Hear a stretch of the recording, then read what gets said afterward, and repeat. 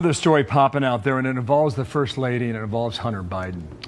So apparently Hunter Biden was talking, and he suggested that Epstein is the one who introduced Melania and Donald Trump to one another here in New York City. And they say this is not true. We met in 1998 at a Fashion Week party in New York City.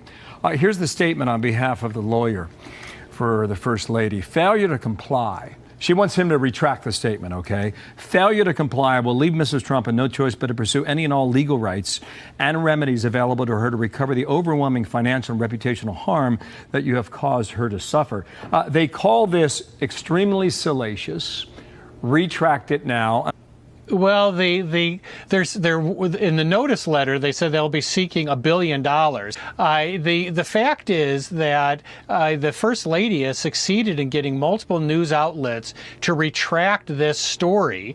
They really go after the source, this author named Wolff, who's been repeatedly challenged in terms of the accuracy of things that he has written about the Trump family, the Trump administration. Michael Wolff is the author to whom you are referring, who got into some deep water during Trump 1.0. We'll see if the pursuit continues. From the very beginning, it was clear something had shifted. The moment Hunter Biden refused to apologize to First Lady Melania Trump, everything around this story snapped into a different gear. This wasn't a polite political disagreement or some minor viral feud. It was a direct collision between two powerful families, and the fallout landed straight inside a courtroom where neither side could hide behind public relations strategies anymore. Hunter didn't hesitate, didn't soften his words, and didn't offer even a hint of walking anything back. Instead, he doubled down. Melania's legal team demanded a retraction, a quiet apology, a simple, "I take it back." But Hunter Biden flat out refused, making it clear he wasn't interested in playing along with whatever they expected to happen. And that one decision, just one, cracked open a legal firestorm Melania Trump never saw coming.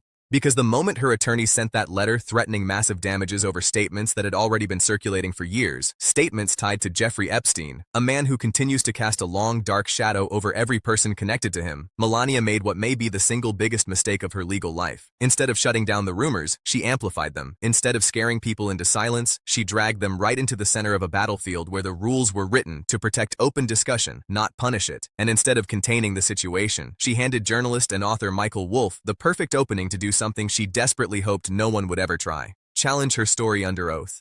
It all started with that interview Hunter gave, where he repeated a rumor that's floated around political and media circles for years. He didn't present it as fact. He didn't claim he had proof. He simply echoed what many others, including authors, biographers, and commentators, have been saying for ages, that Jeffrey Epstein allegedly played a role in introducing Melania to Donald Trump. Hunter even cited Michael Wolff's reporting, making it clear he was referencing widely discussed material, not making up something new. But when Epstein's name comes up, nothing stays simple. His entire network, his relationships, his lists, his contacts, everything tied to him becomes radioactive. And anyone even remotely mentioned alongside him ends up under a spotlight they can't easily escape. Melania Trump didn't just reject the claim, she went nuclear. Her lawyers sent a blistering legal threat demanding retractions and apologies, accompanied by staggering numbers, damages allegedly exceeding $1 billion. $1 billion. That's not the type of number someone uses when they're confident and calm. That's the number used when the goal is domination, fear, and intimidation. But something strange happened. Instead of silencing people, it attracted attention. Journalists, legal analysts, and media outlets all zeroed in, because when a First Lady threatens legal annihilation over a rumor involving Epstein, it instantly becomes a story worth examining. Then came the turning point. The moment Melania's entire strategy flipped upside down. Michael Wolff didn't back down. He didn't retreat. He didn't correct or retract anything. Instead, he filed his own lawsuit before Melania could even take action. He invoked anti-SLAPP laws, which are designed specifically to protect journalists, authors, and public figures from exactly the type of legal intimidation Melania's team attempted. And by filing first, Wolff moved the battle onto terrain he controlled. He wasn't reacting anymore. He was leading. And by doing that, he opened the door to something Melania absolutely did not want: discovery, depositions, sworn testimony, questions she cannot refuse to answer, documents she cannot avoid producing. Wolff didn't mince words either. He openly stated he would love nothing more than to put Donald and Melania Trump under oath and ask direct questions about their connection to Jeffrey Epstein, questions they've never faced in an unscripted, uncontrolled environment. For Melania, that alone was enough to trigger alarm bells. She's managed for decades to stay quiet, distant, mysterious. She rarely gives detailed interviews. She rarely answers unsolicited questions. She maintains an aura of privacy. But in a courtroom, privacy doesn't exist. Silence is not an option. Vague answers are not tolerated. Every statement is recorded, documented, and tested from every angle. That's when Melania's team started moving erratically. Wolff's lawyers attempted to serve her through the same attorney who sent the threatening letter, standard procedure. That attorney refused. So they went to Trump Tower in New York, a location where Melania has been repeatedly seen, photographed, and documented. The staff confirmed she lived there. Yet again, the lawyers refused service. This wasn't coincidence. It was avoidance. And avoidance may feel strategic to some, but to courts it looks like something else entirely. Evasiveness. The tactic backfired on her again. By dodging service, by refusing to accept documents, and by resisting normal legal procedures, Melania only made Wolff's arguments stronger. Her actions practically screamed that she didn't want this case to move forward. Judges notice this kind of behavior. Lawyers definitely notice. And the public? They notice too. It doesn't matter how wealthy or influential someone is. Avoiding a lawsuit only raises questions about what they're trying to hide. But Melania's biggest mistake wasn't the dodging. It came next, when her legal team made a move so transparent it was almost shocking. They transferred the case out of New York and into federal court, claiming she lived in Florida, not New York. Why did that matter? Because the federal courts in Florida fall under the jurisdiction of Judge Eileen Cannon, a judge whose past rulings have been famously favorable to Donald Trump and his circle. It was textbook forum shopping, a strategic attempt to land in front of a sympathetic judge. But this move triggered the one thing Melania absolutely did not want. Jurisdictional discovery. Because if she claims she's a Florida resident, she has to prove it. Proving residency is not a simple statement. It requires documentation, travel logs, school enrollment records for her son, financial filings, tax documents, Secret Service movement confirmations, statements detailing where she sleeps most nights. Judges don't decide residency based on vibes or press releases. They examine facts, dates, locations, records, sworn testimony. And that's where everything started to unravel. Public records, eyewitness accounts, paparazzi photos, and building staff confirmations all suggest Melania spends a significant amount of time in New York, especially during periods when she was publicly claiming to be a Florida resident. Her son attended school in New York. She's been photographed entering and leaving Trump Tower at times when she and Donald insisted they lived at Mar-a-Lago. And if discovery moves forward, Wolff's team can subpoena all of that. Every detail, every inconsistency, every contradiction. That's the trap. Not the rumor. Not the lawsuit. Not Hunter Biden's refusal to apologize. The trap is the residency claim. Because once lawyers start digging into where someone actually lives, they inevitably uncover a trail, one that cannot be edited, cannot be spun, and cannot be hidden. And if even part of Melania's claim turns out to be untrue, that single misrepresentation becomes a weapon Wolff's team can wield relentlessly. It hits her credibility. It complicates any future legal claims she makes. It undermines her standing in this case and potentially beyond.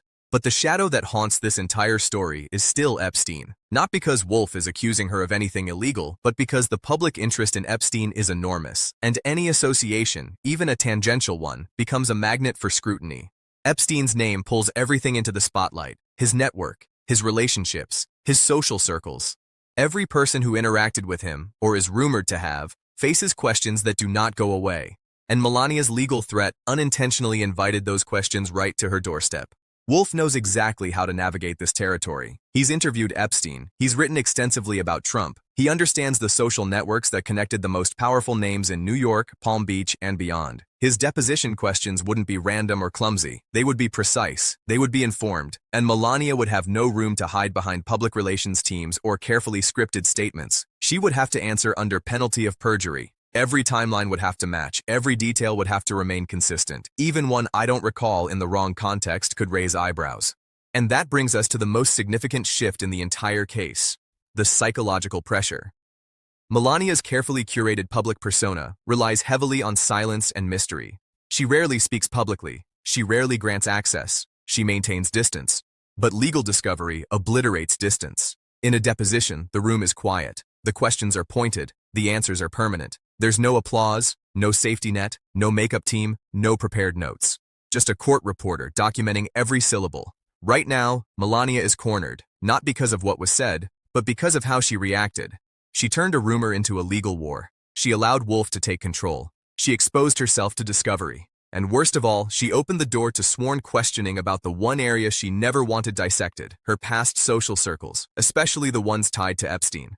And as all of that pressure builds, one thing becomes brutally clear. Melania's legal strategy hasn't just failed, it's backfired so dramatically that she now risks revealing far more than the original rumor ever implied. The deeper you look into how this unfolded, the more obvious it becomes that Melania's biggest vulnerability isn't the rumor itself, it's the legal machinery she accidentally unleashed. Once Wolff filed his anti-SLAPP action, everything changed. Suddenly, he was no longer the target. He became the plaintiff with the right to demand documents, push for answers, and question every contradiction in Melania's residency claims and public statements. And because anti-SLAPP laws are specifically designed to shield speech about public figures, he now enjoys protections Melania's team can't easily dismantle. That's the second fatal mistake she made. Instead of quietly issuing a denial, she triggered a process that has one unstoppable outcome: transparency. Courts don't care about public image. They don't care about carefully crafted personas, elegant silence, or selective appearances. They care about facts: where someone lived, what they said, what they did, and whether their claims align with the record. Melania built her influence on leaving people guessing, but legal systems don't accommodate mystery. They require clarity. And the moment she forced this into a courtroom, clarity became mandatory. It's hard to overstate how massive the residency issue is. If she insists under oath that she lives in Florida, then everything about her life has to support that. Tax filings, property records, travel patterns, daily routines, school choices, Secret Service details, even the frequency of utilities used in her Manhattan residence. Courts don't rely on vibes, they rely on documentation, and Wolff's legal team knows exactly what to request. Every subpoena would target the areas Melania has worked to keep private for years. Every inconsistency would raise questions, and every question would push her deeper into a corner she never wanted to stand in. Her legal team's refusal to accept service wasn't a display of strength. It was a tell, a sign that they understood the trap but stepped into it anyway. The public might see this as simply avoiding papers, but in legal circles, avoiding service only highlights fear. Judges take note of such behavior. They don't react kindly when a litigant creates obstacles to a process they initiated themselves, and when someone threatens $1 billion lawsuit but won't accept being served in a related action. It becomes a story in itself, a contradiction that undermines credibility before a single hearing even begins. This isn't just about Wolff now. It's about a first lady appearing to dodge a lawsuit she indirectly provoked. And in a world where public perception moves instantly, avoiding a process server in Trump Tower isn't just a legal move. It's an optic disaster. If there's anything that fuels speculation, it's acts that look like running from accountability. Even if Melania had clean answers, these actions make people wonder why she's fighting so hard to prevent the questions from being asked in the first place. And that's where Epstein's presence re-enters the picture. Not in a criminal sense, but in how the public interprets connections. Epstein isn't a name any public figure wants tied to them, even tangentially. His legacy is toxic. His circle is scrutinized relentlessly. Anyone who ever stood near him ends up in a storm of speculation that doesn't fade away. By threatening legal destruction over a rumor referencing him, Melania inadvertently signaled the one thing she never wanted perceived: sensitivity. If she had ignored the rumor, it would have passed like countless others. But by reacting so aggressively, she transformed it into a legitimate area of inquiry. One journalists, attorneys, and the public feel justified investigating. Michael Wolff understands this dynamic perfectly. He spent decades studying the behaviors of powerful people, documenting the ways they react when their image is threatened. He knows when someone is confident, and he knows when someone is rattled. And in this case, Melania's response told him everything. The billion-dollar threat wasn't the move of someone with nothing to hide. It was the move of someone desperate to keep certain doors closed. And in the legal world, when someone insists a door must remain shut, that's the door everyone wants to open. This is why Wolff has nothing to lose by pushing forward. Anti-SLAPP laws allow him to question Melania's claim without risking catastrophic financial ruin. Depositions would give him the opportunity to ask about timelines, introductions, modeling circles, New York social events, and anything else that touches the edges of Epstein's network. Even if the answers show nothing more than casual overlap, the very act of being forced to speak openly about topics she's avoided for decades could shatter the carefully maintained mystique that surrounds her. And then there's the part no one in Melania's world wants to talk about. Once discovery begins, other witnesses enter the picture. Former staff, building employees, Secret Service agents, event coordinators, people who saw things firsthand, people with records, people with schedules. Melania can maintain silence, but other witnesses can't. They must respond to subpoenas. They must tell the truth. They must provide documents. And if any of those records conflict with her statements, the entire case shifts again, this time in Wolff's favor. What started as a rumor has now become a structural threat, a legal trap with layers she cannot escape by staying quiet. Because Wolff isn't accusing her of crimes. He's asking about connections, context, social circles, relevance, and public interest. Courts allow these questions. Judges support these inquiries. and Melania's efforts to avoid them only make them more pressing. There's a certain irony that hangs over all of this. If Melania had issued a soft denial, or ignored Hunter Biden's comments, or simply moved on, none of this would have escalated. No lawsuits, no jurisdiction battles, no subpoenas, no depositions, no discovery into her residency, no legal spotlight aimed directly at her. Instead, she responded with maximum force, expecting compliance through fear, but that move backfired. Instead of intimidating her critics, she activated legal protections that now work against her. The clock is ticking, and Melania knows it. Every day this case sits in court, every brief filed, every motion submitted, every hearing scheduled. Each step increases the likelihood that she will eventually have to answer the very questions she tried to bury. And the problem with sworn testimony is that once it exists, it can never be erased. One slip, one mismatch in dates, one contradiction. Those details become part of the permanent record. And when someone's entire public identity is built around careful silence, even small cracks can reshape the narrative forever. Wolff's greatest advantage isn't legal, it's psychological. He has nothing to fear from transparency. Melania has everything to lose from it.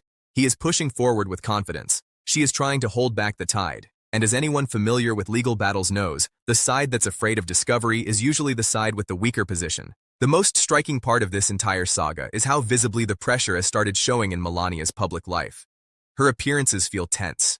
Her demeanor seems withdrawn. Her presence almost fades, as if she's bracing herself for a blow she knows she can't fully avoid. Because once a court begins peeling away the layers of someone's private world, those layers never go back the same way. And for someone who's spent decades curating mystery, that loss of control is devastating. The fatal mistake wasn't the rumor. It wasn't Hunter Biden's refusal to apologize. It wasn't even the lawsuit threat. It was underestimating Michael Wolff, believing he would retreat, comply, or surrender. Instead, he attacked back with precision, turning her threat into a weapon against her. And now Melania is trapped in a process where the truth doesn't bend, where silence doesn't protect, where privacy doesn't exist, and where every decision carries consequences.